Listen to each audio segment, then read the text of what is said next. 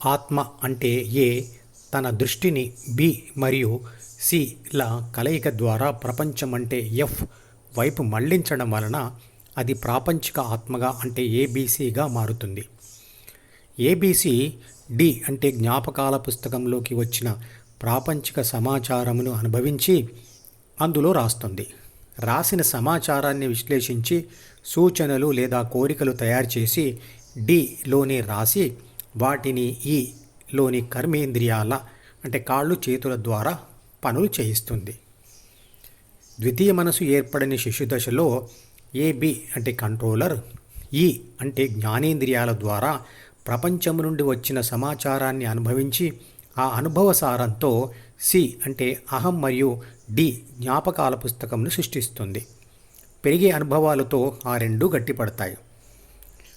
శిశు దశలో డిలో రాసుకునేవి తప్పుడు సమాచారము మరియు కోరికలు. పెరుగుతున్న అనుభవాలతో అవి మారుతూ ఉంటాయి.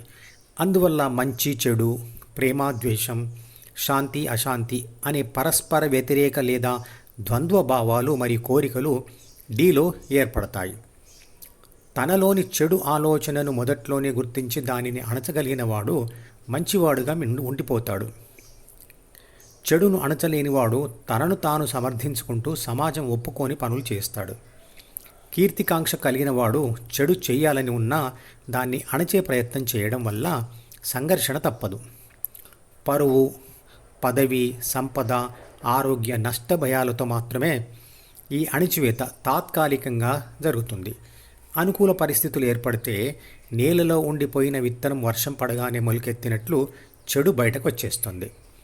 బాగా అలవాటు పడిన మనసులోని ప్రాపంచిక సమాచారాన్ని మరియు కోరికలను, ద్వంద్వ భావాలను పూర్తిగా తీసివేయడం ధ్యానంతోనే సాధ్యమవుతుంది. 5000 సంవత్సరాల క్రితం భగవద్గీతలో రాయబడిన ధ్యాన పద్ధతినే 3000 సంవత్సరాల క్రితం బుద్ధుడు అనుసరించాడు. బుద్ధుడు ఈ పద్ధతిని ఆనాపాన సతియోగం అన్నాడు. లోనికి వస్తూ బయటకు వెళ్తున్న శ్వాస మీద ప్రాపంచిక ఆత్మ చాలా కాలం ధ్యాస పెట్టే సాధన వలన ఆ ధ్యాస హృదయంలో స్థిరపడిపోతుంది. అదే బుద్ధుడి జ్ఞానోదయ స్థితి. హృదయం అనేది రక్త ప్రసరణకు ఉపయోగపడే గుండె కాదు. అది ఒక స్థానం మాత్రమే. అక్కడ ఏమీ ఉండదు.